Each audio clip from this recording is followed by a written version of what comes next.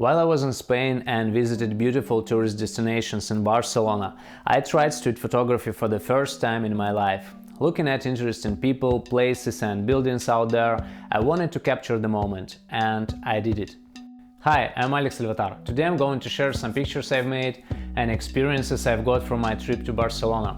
We're gonna talk about the city, people out there, gear I've used and lessons I've learned from doing street photography. I'm sure a lot of you guys might be interested in photography, cameras, lenses and traveling as I do, so I'm making this video for you. Please subscribe to my YouTube channel. Barcelona is a beautiful city. Hot summer days, palm trees, good roads and infrastructure, welcoming people, everything just makes you feel happy being there.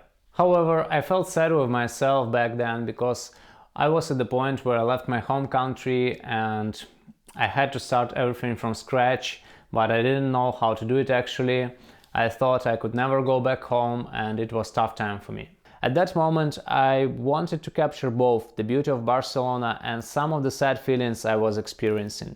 So I decided to try street photography in black and white. I thought it might be interesting to look at the summer in Spain without colors. Also, I think black and white pictures could bring some art mood and a bit of nostalgic feeling. So that was exactly something I was looking for. Therefore, I've created a collection of photos and labeled it Summertime Sadness in Spain. And right now I want to share it with you guys. I hope you enjoy it. I have some professional experience in video production, but I never took photography seriously.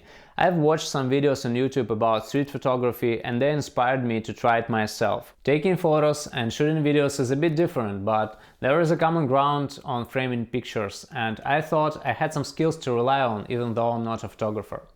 However, trying street photography for the first time in my life, I've learned something and I want to share it with you guys. So the first lesson I've learned from doing street photography is that black and white can teach you a lot. Taking pictures in black and white helps to bring attention to the composition. It seems like subjects without colors in the frame have a different meaning. Taking photos in black and white, I was not thinking about colors, but where the subject is placed and how the action takes place in the frame. The second lesson is about shadows and highlights. Doing photography in black and white, I've noticed how much the sun matters. I must be in the right place and at the right moment to get a balanced shot. I never thought about that with colored pictures, but in black and white it's always a game of shadows and highlights. Manual focus is the breath of the picture.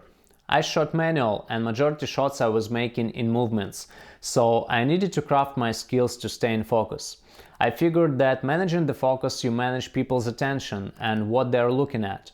Sometimes I missed the focus point, but shooting manual it always felt like the picture is breathing and it's alive, and maybe I couldn't achieve that feeling with autofocus. And the last idea is capture feelings, not subjects. It was easy to find myself feeling something new in Barcelona because it was the first time I was there and everything was new for me. I noticed that the best shots I got were when I felt something about what I was looking at. And it's a natural way of creating a photo in my opinion. You see something, you feel something and you want to capture the moment. If something you see doesn't matter for you, it doesn't make you feel anything, just don't spend a shot on it, even though it looks good. To make these pictures, I've used my Panasonic Lumix GX80 and a 50-year-old Nikon lens. Because of the lens, I shoot with manual focus and aperture, but the ISO and shutter speed settings were set to auto. To create black and white photos, I chose the standard monochrome colored profile. All the photos you see are straight out of the camera and without any editing. I bought this camera brand new in 2023 for $500, and this lens my uncle gave it to me. This is a Nikon 28mm full-frame lens with 2.8 aperture, which works as 56mm on a Micro Four Thirds system.